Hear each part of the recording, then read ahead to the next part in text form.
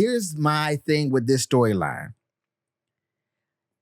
Call me crazy, but if someone is coming to drug test you, straight away, and you happen to take something, whether it be a pill or a drink or whatever, that has a steroid in it, don't you need like 2 hours or so for that to show up in your system for the drug test?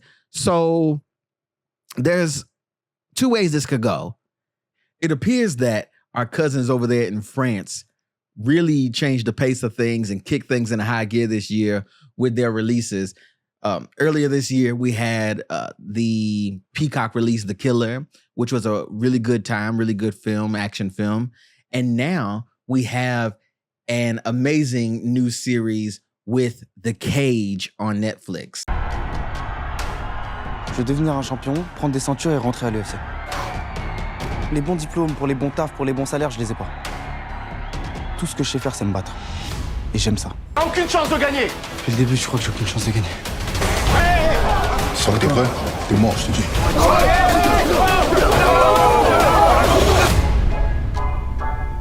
We got two choices. You give up on all your dreams, or you gotta give it all you got. Left hand doing numbers, right hand doing work. So what is it gonna be? Bonjour à tous. Je m'appelle Theron, that's T-E-A-R-O-N period. And this is another episode of Ubiquitous Blacks Reviews. My co-host is out today, so I'm going to be rocking this solo. And let's get right into the thing. I want to discuss with you all an exciting new series, fresh out of France, featuring some Black talents that are new to me, but may not be new to others, and putting them on an international... What is it? What is the word I'm looking for? We all watching them. That's what I'm looking for.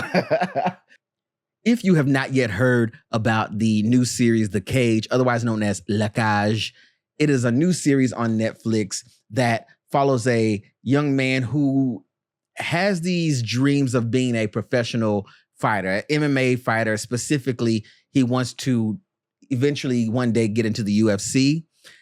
And something happens, as luck would have it, and he gets his chance to chase that dream.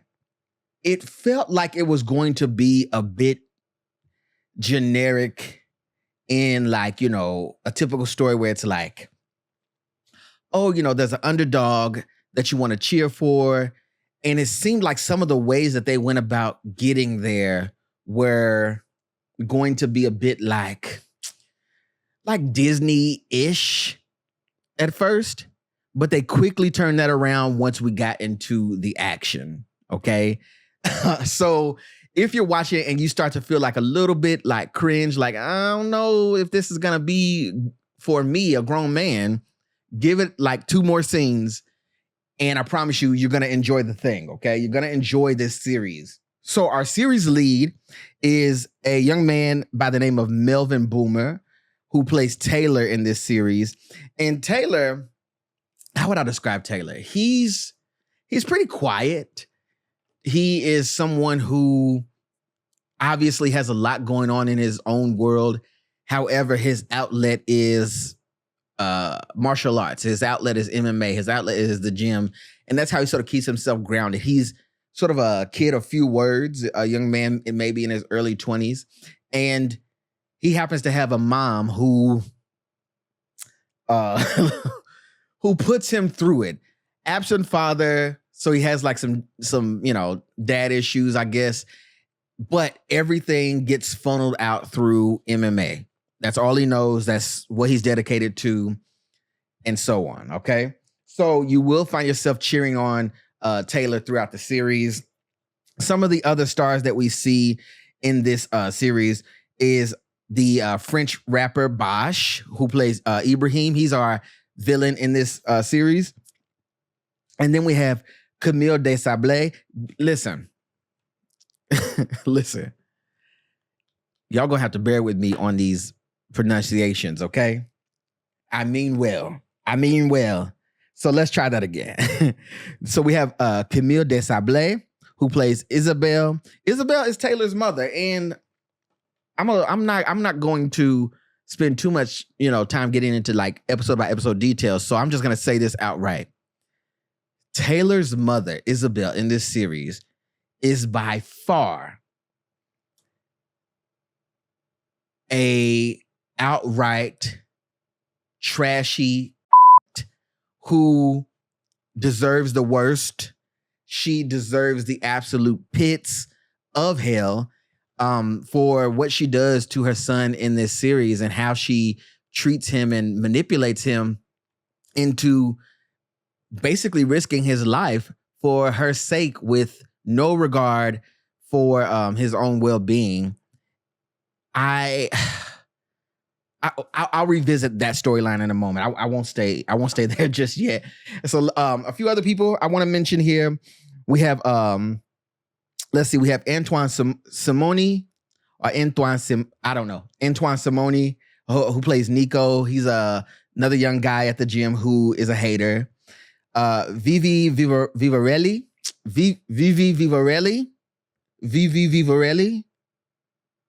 who plays Regis, who is Taylor's mom's boyfriend. We have Franck Gastambide. Hey, this is actually fun. French names are fun. Franck Gastambide, who plays Bosh. He is, from what I could find when I was doing my research here on these series and some of the actors, he's a well-known French actor and director and writer. And he plays Bosh, who is he runs the local MMA gym. And I'll get further into that. Because these fight shows, these shows that highlight fighters that have these storylines are everybody seems to make these kinds of movies, these action-based combat sport dramas in the vein of Rocky. And I don't think anybody can get away from it. I think that Rocky really set the tone for the genre itself. And this show is no different. So there's always a girl. But in this case, our girl is fine as the girl in this series is Elena, who is played by Edwige Ahanoto.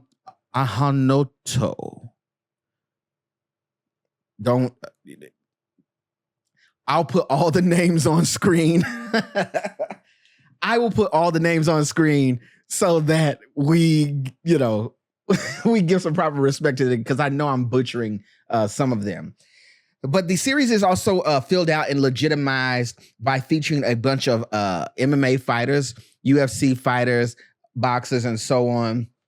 And some of those are Taylor Lapillus, who was in the UFC, but also is a commentator throughout the series as far as when we go and see fights. We get Georges St-Pierre, Ciryl Gane, Jon Jones, who I used to watch all the time in the UFC. And then a slew of others. But it's also, when we get further into the series, we also get more legitimate. And when I say legitimate, I mean that this series throws in enough stars of the MMA world to make this show be taken serious. That's what I mean when I say legitimate. We even get a feature from Ariel Helwani, who, everybody knows who that is if you keep up with any journalist of combat sports or wrestling, anything like that. Everybody knows Ariel Helwani, who makes a feature in this series as well. That being said, Taylor. Let's go back to Taylor. So again, Taylor's an underdog who has issues at home. His main conflict in this series comes when he gets the chance of a lifetime, and he basically finds a way to fill a spot that is left open when Ibrahim, who is a known fighter who seems to be on the rise and quickly going to be considered by the UFC, he's very cocky, very arrogant.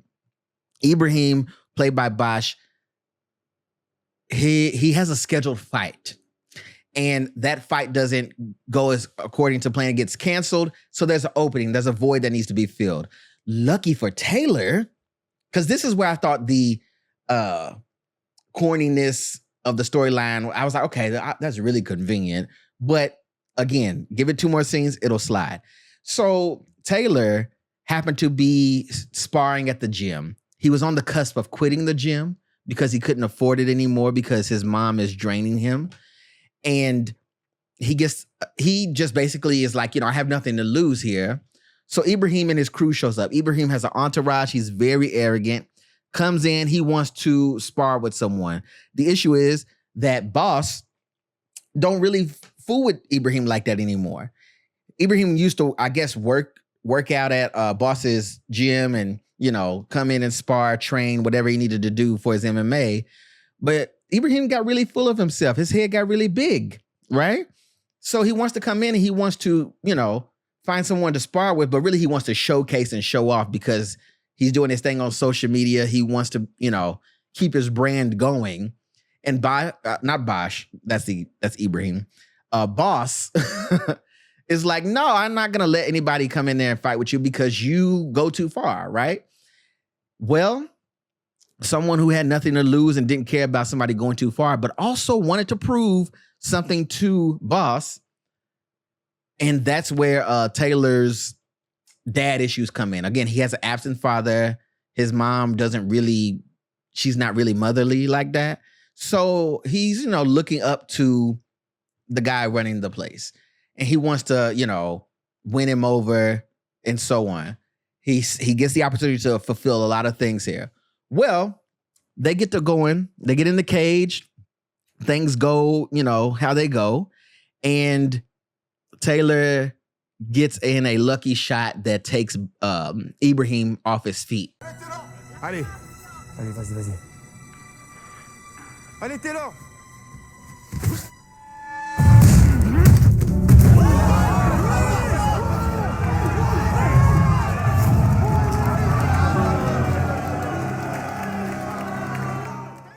What this does is it causes a chain reaction of sorts for social media. That's what I'm looking for. And social media takes a hold of it because they know how Ibrahim is. He's cocky, he's arrogant, he's popular. So there's that. And this viral video goes around enough that when Ibrahim's fight gets canceled, his professional scheduled fight gets canceled, Taylor, who is now in the zeitgeist, people are talking about him, wondering who's this kid that, knocked down Ibrahim, et cetera, he uses that as a launching pad to insert himself into that vacant slot. Thus, his professional fighting career sort of begins and snowballs from there. I won't, like I said, I don't want to try and give you too much play-by-play. I really want you to watch this series, but I'll give my thoughts on things as they play out. So as it plays out, the storylines we get are the love storyline, which took sort of a back seat, I will say. Again, there's always a girl. And in this case, Edwidge, she does a great job as Elena. And we even get to see her doing her thing as an MMA fighter. I think she's actually a trainer of some sort, and she's very athletic. The actress herself is very athletic in real life. And we get to see some of that in the show.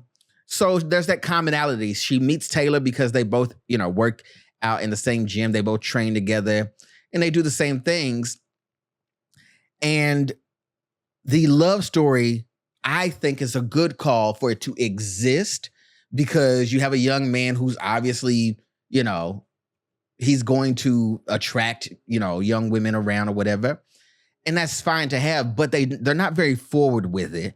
It's sort of a background storyline. And I appreciate that because honestly, it would have taken away from everything else that was going on. You know what I'm saying? So we have that storyline. Then we have the other young man, Nico, who is another guy who's training at the same gym as Taylor. However, he's more, undercard. But what he does is he sees Taylor basically winning and, making strides and getting attention. And he starts to become jealous. So what he does is he makes sure that he pairs himself up with Taylor a lot, or he, spars with him. He tags along to be a part of his entourage and so on. But truly, once he learns that Elena is into Taylor, he's completely jealous of the fact. He wants Elena and he wants Taylor's attention and growing fame that happens throughout the series. This leaves us with a cliffhanger that I'll get to in a bit, but let's double back. So the other storyline that we get is that of the continuing storyline with Ibrahim. So in the beginning, Taylor crosses paths with Ibrahim, and in the end, he crosses paths with Ibrahim again. And I think that that was a great placement for a series, because if this were just one movie, then Ibrahim would have been the quintessential villain throughout the whole thing. That would have been his main fight. But we get Ibrahim here and there, and then we get another culmination of things. So you basically get to see Taylor, being a lucky guy, amateur, and then his professional drive showing up in the end. And then finally, the storyline with Bosh. So that is probably one of the deeper storylines because, again, Taylor has, issues at home. He wants to have a father figure in his life of some sort, obviously. And they eventually get close because Bosh is not easily impressed, but also he's never had a fighter that he's trained go on to be in the UFC, which is the goal of any MMA fighter that's taking it serious. There's other leagues, there's other, promotions and things like that, but let's be honest, everybody wants to be in the UFC. Let's be honest. And so since Bosh doesn't show any interest in Taylor early on, he turns that around and flips it when Taylor finally does need a coach to get him to the next level. And they come together and so on. Plot twist after plot twist after plot twist. Every episode ended greatly. So I loved that. And we were left with lots of ways that this could go. Okay. So we know that Nico is a hater.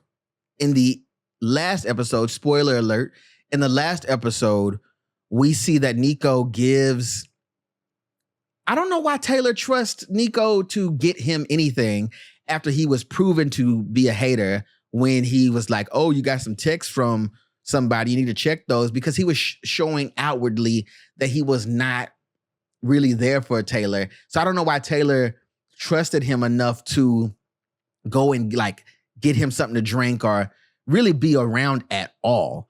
Once Nico started to show his colors and kind of, do too much, I probably would have been like, yeah, I don't need you around. I don't need that kind of energy right now while I'm trying to do my thing. But Taylor, I guess he's supposed to be naive in that regard. I don't know.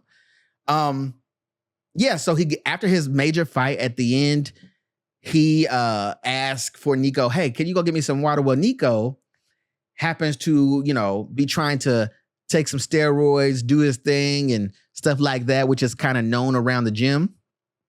And he takes that as an opportunity to put steroids in Nico's water before he gives it to him, because he knows, because he crosses paths in the hallway, he knows that Nico just had a professional fight. He's about to get invited to come into the UFC and, be a fighter there. So Nico, being the hater that he is, meets the drug testers, I guess you would say, who come in at random for these athletes to do a drug test. He meets them in a hall and he's like, oh, well, give us a minute. And he brings back what we assume to be water that has steroids in it. Here's my thing with this storyline. Call me crazy, but if someone is coming to drug test you, straight away, and you happen to take something, whether it be a pill or a drink or whatever, that has a steroid in it, don't you need like 2 hours or so for that to show up in your system for the drug test?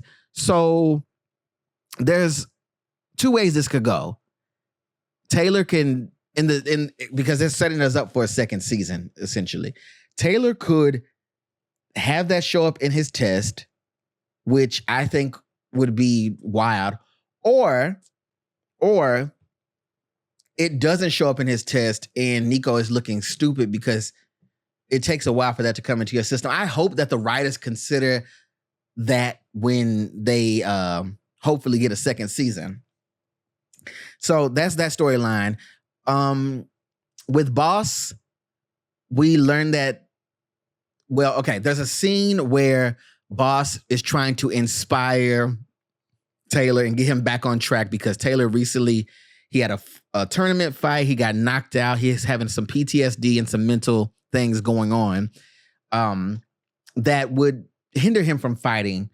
But he tries to ignore that. And when Boss sees that he's wanting to leave MMA alone or he's having difficulty, he decides to inspire him. But for some reason, he wants to take him to a underground fight club.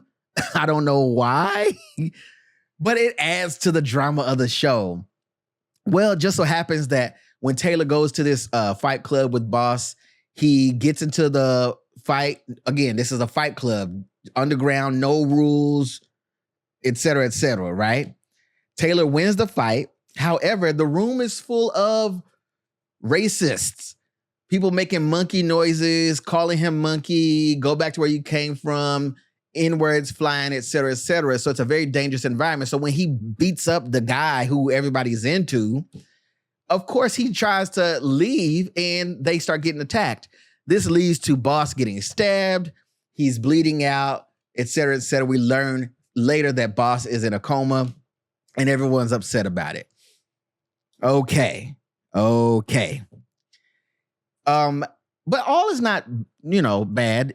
Like I said, Ibrahim gets his comeuppance where Taylor finally, Taylor gets his comeuppance over Ibrahim after Ibrahim has terrorized everyone for so long as a fighter, and he wins a championship fight against Ibrahim, which gets the attention of the UFC. So that worked out well. But then let's get back to Taylor's mom, which I tried to avoid at the beginning, but I want to end with this. Again, spoiler alert. Taylor's mom has a boyfriend. When I was watching it, there's a particular scene where the mom and her boyfriend ask Taylor, who is now getting a chance to have a televised fight. They want him to throw the match. They want him to throw the match because they want to come up off of his newfound opportunity. They want to basically rig the fight, place bets, and have a comeuppance. If he loses the fight in the second round, they cash out. Boom. So Taylor becomes conflicted. He's like, well, yeah, I want to help my mom out of this situation, but I also want to chase my dreams. Again, she's trash. I hate his mom. I hate this. Ooh, I hate her. But again. So when things don't go their way, when he decides that he's not going to take the fall at that fight, they take it a step further, and somehow, some way, his mom ends up with a black eye. I knew watching it, I was like, oh, well, the boyfriend obviously has something to do with this because he was pissed off at the fact that Taylor didn't take that L, right? And that they didn't get to come up off of Taylor throwing the fight for them for their betting and all this stuff. The mom's obviously on drugs or something too, by the way. So there's that. But she ends up having a black eye. And when Taylor's asking about it, they make up some story about, oh yeah, someone came over and, they did this, that, and the other. Turns out the boyfriend is actually the one who gave the mom a black eye, but plot twist. The mom asked him to do it. She says, hey, make it look good. Give me a shiner, black my eye up so that my son will feel bad enough to put his life on the line in a fight, come up with some money and give it to us because they want to run off and move to another place or whatever. I hate this woman so much. I hope that in the second season, Taylor has the balls enough to say, look, mom, kiss mine. I'm going to do my thing. Enjoy whatever you're doing. I know that won't happen in the second season. I know there's going to be some drama around that, but that's my hope because she doesn't deserve to be around for any of that boy's success. That being said, the performances, I'm so excited to see more of this. I do want to see another season of this series. If you are not a fan of action shows or, sports-based dramas and things like that, it's fine. This show has enough going on that you can like. If you just like a drama series, that's great. If you like a series that feels international, there's a lot of scenes, again, where a lot of professional fighters and recognizable faces are included in this series. And so Taylor's traveling, around the world to train. He goes to Canada. He goes to the US. Where is he? I think he goes to like South America at some point, et cetera, et cetera. So you're hearing different languages and seeing different cultures and seeing the impact of just how big UFC and MMA and boxing culture is. So it's exciting in that regard. You even get to see and hear our main actor, Melvin, try his hand at different languages and different scenes and stuff like this. So it gives a air of international, attention to the series. It makes it feel big, way bigger than what it probably was to like film it, if that makes sense. But all in all, the performances are great. I want to see more of Melvin Boomer. I have got to find more shows or movies that he's in. I'm intrigued by that. And Bosh, listen, again, he's a French rapper, but dude really got into that role as Ibrahim. Like, you did really hate this guy, but you also believed that he could do what he came to do. Everybody looked the part. Taylor, his physique is not overly, bulky or anything like that. He's a pretty slim guy, which I think was good visually for the casting, because if he's an underdog, he has to also visually be an underdog. And so you oftentimes see him in the cage with a lot of fighters who look way more menacing than he does. So that helps a whole lot. And then there is a issue that I did have in the first fight with Taylor and Ibrahim. There's some CGI thing going on to make the impacts from the notable hits from Taylor look even more so than what they were. And it just looked weird.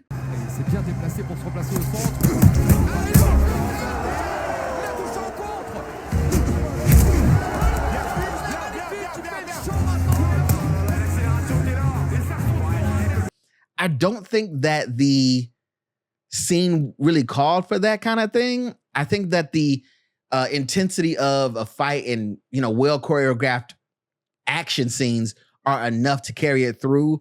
However, there was some weird CGI effects happening for like power punches and stuff like this that I hope does not become prevalent in the series, because it's a bit cheesy. It's a bit corny. That being said, my rating for this series is going to be, I'm going to give it a Queen Latifah. There are some moments in there that I think just made me cringe a little bit.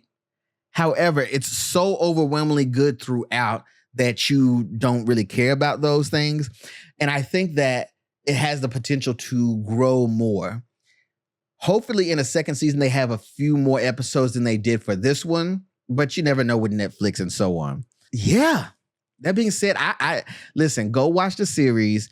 After you watch it, if you haven't already, come back. Let's discuss it. I'll be, checking the comments and chatting with you. I want to know what you all think about this series, the actors, and what they are doing over in France, because we don't often, I don't know about y'all, but we don't often get to see our cousins and, brothers and sisters doing their thing over there. From the well, I was gonna never mind. I was gonna say something from France. So our French speaking brothers and sisters, I want to acknowledge you and give you the credit that you deserved. You all did your thing in this series, and I hope to see more soon. That being said, leave a comment, subscribe, like, all the things. I've been T. Ryan. Peace out.